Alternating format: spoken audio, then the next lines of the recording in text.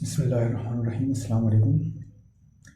आज हम C++ tutorial series की इस वीडियो में मैट्रिक्स मल्टीप्लिकेशन के ऊपर बात करेंगे कि किस तरह एक C++ लैंग्वेज के प्रोग्राम को यूज़ करके हम मैट्रिक्स को दो मैट्रिसेस को हम मल्टीप्लाई करवा सकते हैं। तो स्टार्ट करते हैं। सबसे पहले हमारे पास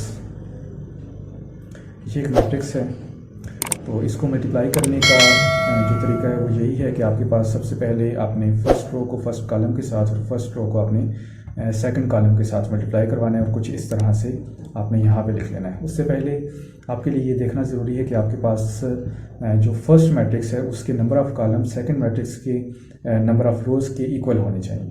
तो अगर इस तरह से ये दोनों चीज़ें इक्वल होंगी, फर्स्ट मैट्रिक्स के नंबर ऑफ़ कॉलम्स और सेकंड की नंबर ऑफ़ रोज़ ये अगर इक्वल होंगी तो ही दो मैट्रिक्स मल्टीप्लाई हो सकेंगे, अदरवाइज़ दो मैट्रिक्स मल्टीप्लाई नहीं होंगे। तो हमें यहाँ पे भी इस चीज़ को देखना होगा कि ये दोनों चीज़ें हमारे पास इक्वल हों। उसके बाद हम फर्स्ट रो को फर्स्ट कॉलम के साथ मल्टीप्लाई करवाएंगे और हमने 2 को 1 के साथ मल्टीप्लाई करवाया और उसके बाद ऐड अप किया 1 मल्टीप्लाइड बाई 5, 1 मल्टीप्लाइड बाई 5। तो इस तरह से आप इसको मैट्रिक्स को मल्टीप्लाई करवा सकते हैं। इसी तरह से अगर आप इसको पोजीशंस की फॉर्म में लिखना चाहें, ये हमने मैट्रिक्स की वैल्यूज़ ली हैं, तो हम अगर इसको पोजीशंस की फॉर्म में लिखना चाहें तो पोजीशन की फॉर्म कुछ इस तरह से बनेगी कि आपके पास ये 0 0 पोजीशन है फर्स्ट मैट्रिक्स की और ये 0 0 पोजीशन है सेकंड मैट्रिक्स की। इन दोनों को आप मल्टीप्लाई करवाएंगे और आप यहाँ पे लिखेंगे जो कि थर्ड मैट्रिक्स होगा उसकी 0 0 पोजीशन के अंदर लिखेंगे। इन द सेम में 0 1 मैट्रिक्स है और मल्टीप्लाइड बाई 1 0 मैट्रिक्स है, 1 0 पोजीशन है, 0 1 मल्टीप्लाइड बाई 1 0। तो इन दोनों को मल्टीप्लाई करवा के तो इस तरह से ये पोजीशन की फॉर्म बन जाएगी इन मैट्रिक्स की जब आप इनको मल्टीप्लाई करवाएंगे पोजीशन की सूरत में। तो इसी तरह अगर आप इस जो प्रोडक्ट की सूरत में हमारे पास एक मैट्रिक्स यहाँ पे बना है, इसको देखें तो ये हमारे पास ये जो येलो में हाईलाइटेड है ये हमारे पास 0 0 पोजीशन बनती है इस मैट्रिक्स। ये फुल जो है ये 0 0 पोजीशन बनती है। इन द सेम में ये फुल जो है हमारे पास ये 0 1 पोजीशन बनती है। इन द सेम में ये हमारे पास 1 0 और ये 1 1 पोजीशन हमारे पास प्रोडक्ट मैट्रिक्स की बनती है।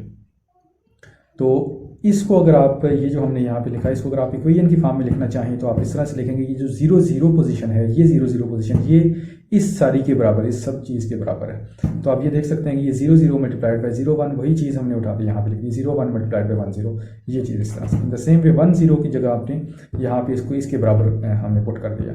द सेम वे 1 0 को आपने इसके बराबर और 1 1 को आपने इस तरह से, ये पूरी आपके पास यहाँ पे इस तरह से ये इक्वेशंस बन जाएंगी। तो हमारा काम ये होगा कि हम किसी तरह से ऐसा प्रोग्राम लिखें जो कि हमें ये इक्वेशंस जनरेट करके दे दे, और अगर ये इक्वेशन जनरेट हो जाती हैं तो हम इनको जस्ट एक मैट्रिक्स की आउटपुट का प्रोग्राम लिखेंगे और इन सब पोजीशन को इस फॉर्म में एक मैट्रिक्स के अंदर यहाँ पे हम इसको कर लेंगे। तो आइए हम सबसे पहले अपने प्रोग्राम को देख लेते हैं कि हमारा प्रोग्राम कुछ किस तरह से होगा। तो ये हमारे पास एक प्रोग्राम है जो मैट्रिक्स की मल्टीप्लिकेशन के लिए हम इसको यूज़ करेंगे। सबसे पहले वही चीज़ कि आपने आईओ स्ट्रीम लिखना है, उसके बाद आपने स्टैंडर्ड नेम स्पेस यहाँ पे आपने डिक्लेयर करवा देनी है। उसके बाद आप ये करेंगे कि मेन फंक्शन को लिखने के बाद आप सबसे पहले एक मैट्रिक्स आपने यहाँ पे सबसे पहले इसको डिक्लेयर करवाना है जो कि आपके पास 3 क्रॉस 2 का मैट्रिक्स होगा। इन द सेम वे जो आपके पास सेकंड मैट्रिक्स होगा ये आपके पास 2 क्रॉस 2 का, और जो थर्ड मैट्रिक्स जो मल्टीप्लाई होने के बाद आएगा उसको हमने मल मैट का नाम दे दिया। इसको मैट 2 का, इसको मैट 1 का और इसको मल मैट का नाम दे दिया। वो 3 क्रॉस 2 का मैट्रिक्स हमारे पास एक बन जाएगा। तो ये हमारे पास बेसिकली ये कॉमेंट है।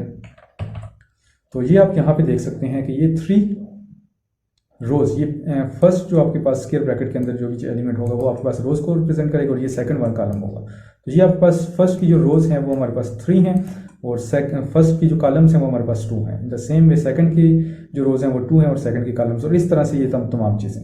हमने यहाँ पे ये देखना है कि फर्स्ट के नंबर ऑफ कॉलम्स जो कि हमारे पास 2 हैं उनको इक्वल होना चाहिए सेकंड के नंबर ऑफ रोज से जो कि 2 है। तो हमारे पास यहाँ पे ये मल्टीप्लिकेशन डेफिनेटली वैलिड है। अब ये और ये अगर हमारे पास दोनों इक्वल नहीं होंगे तो हम इन दो मैट्रिसेस को आप कभी भी मल्टीप्लाई नहीं करवा सकेंगे। इन दो चीज़ों का आपका इक्वल होना हमारे पास यहाँ पे ज़रूरी है। उसके बाद आपने थोड़ी सी 1-2 IJ के इंटीजर्स को यहाँ पे डिफाइन कर लिए जिनके ऊपर हमारे पास फॉर लूप्स चलेंगे। उसके बाद हमारे पास ये सी आउट स्टेटमेंट्स हैं, प्रोग्राम मल्टीप्लिकेशन ऑफ मैट्रिक्स, जैसे एक आउटपुट स्टेटमेंट लिखी हुई जाएगी। उसके बाद please inter element of matrix 1।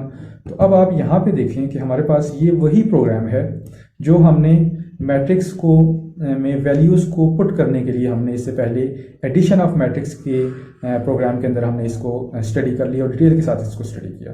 तो इसको आप एग्जैक्टली हम यहाँ पे इसको स्टडी नहीं करेंगे, आप इसको वहीं से उसी वीडियो के अंदर आप इसको देख सकते हैं और यकीनन आपने इसकी प्रैक्टिस कर ली होगी, तो इसमें आपके लिए कोई प्रॉब्लम नहीं है। उसके बाद ये जो है द गिवन मैट्रिक्स 1 इज, तो ये आपके पास यहाँ के बाद इसके बाद ये पोर्शन है, ये मैट्रिक्स को जनरेट करने के लिए यूज़ होगा, जो इससे पहले हमने एडिशन के वीडियो में कर लिया, एडिशन ऑफ मैट्रिक्स की वीडियो में। उसके बाद आप देखिए कि आपके पास मैट्रिक्स 2 को जनरेट करने के, उसमें वैल्यूज इनपुट करने के लिए प्रोग्राम का पोर्शन, और मैट्रिक्स 2 को आउटपुट लेने के लिए प्रोग्राम का पोर्शन, जो इससे पहले हम कर चुके हैं, इसको डिटेल करने की जरूरत नहीं। नेक्स्ट जो चीज़ है वो हमने यहाँ पे स्टडी करनी है, और वो है हमारे पास बेसिकली यहाँ से लेके यहाँ तक ये पोर्शन, और ये पोर्शन आपको बता रहा है कि आपके पास दो मैट्रिसेस को आप मल्टीप्लाई किस तरह से करेंगे, दो मैट्रिक्स को मल्टीप्लाई किस तरह से करेंगे। इस पोर्शन को हमने आज डिटेल के साथ स्टडी करना है और इसको देखना है कि ये किस तरह से वर्क कर रहा है। उसके बाद जो नेक्स्ट पोर्शन है वो फिर वही पोर्शन है कि आपके पास यहाँ भी जब वैल्यूज जनरेट हो जाएंगी तो आपने फिर उसी मैट्रिक्स को सी आउट करना है, तो आउटपुट लेनी है मैट्रिक्स की। तो ये भी बिल्कुल वही प्रोग्राम है जो आपने मैट्रिक्स को आउटपुट के तौर पर लेना है। तो हम मैट्रिक्स के इस प्रोग्राम के इस पोर्शन को हम डिटेल के साथ स्टडी करते हैं और देखते हैं कि हमारे पास यहाँ पे क्या वैल्यूज आती हैं और किस तरह से मैट्रिक्स को एक प्रोग्राम मल्टीप्लाई करवाता है।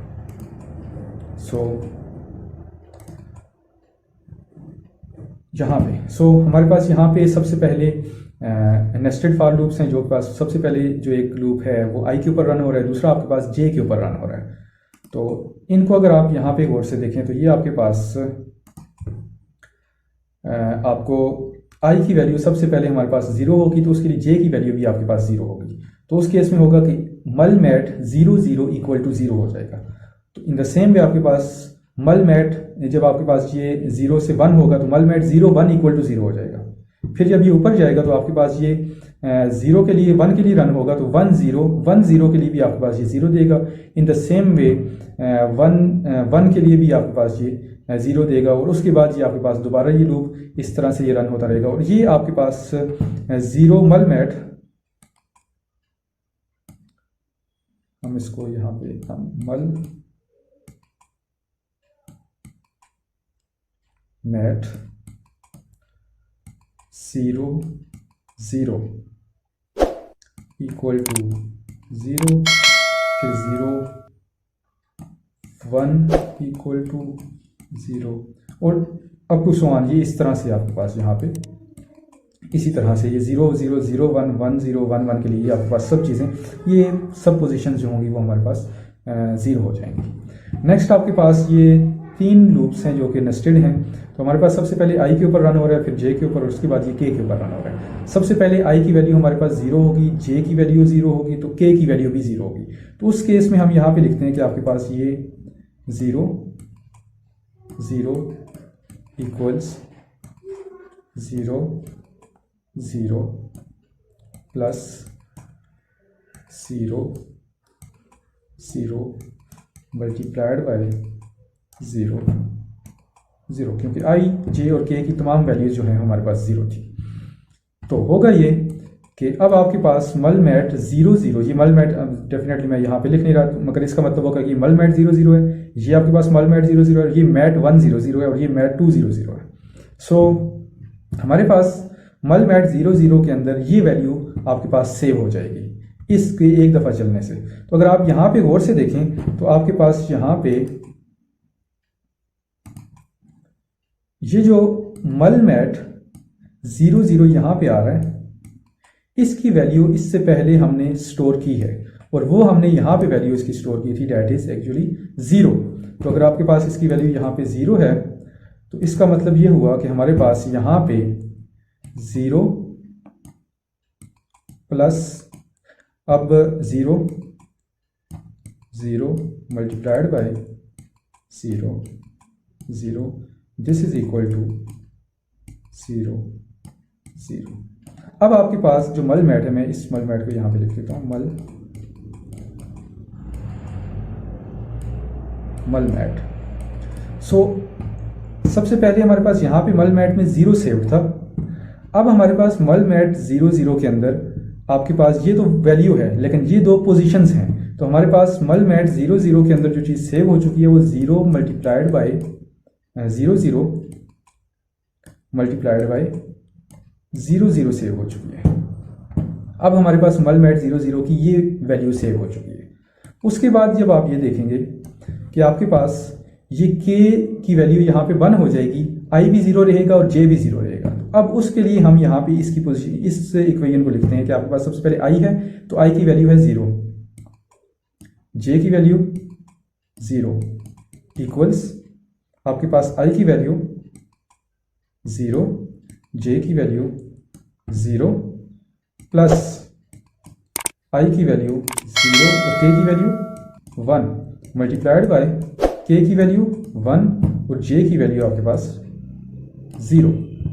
सो हमारे पास यहाँ पे ये आपके पास मलमैट ये आपके पास मलमैट i j की जगह हमने मलमैट 00 लिख दिया। सबसे पहले हमने k की वैल्यू 0 के लिए सब सॉल्व किया। अब हम k की वैल्यू यहाँ पे हम लिख देते हैं, k की वैल्यू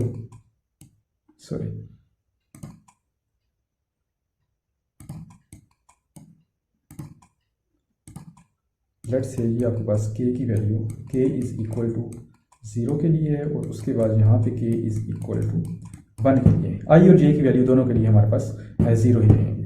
तो आपके पास यहाँ पे ये देखिए कि आपके पास ये मलमैट 00 और ये 00, ये आपके पास मलमैट 00 है।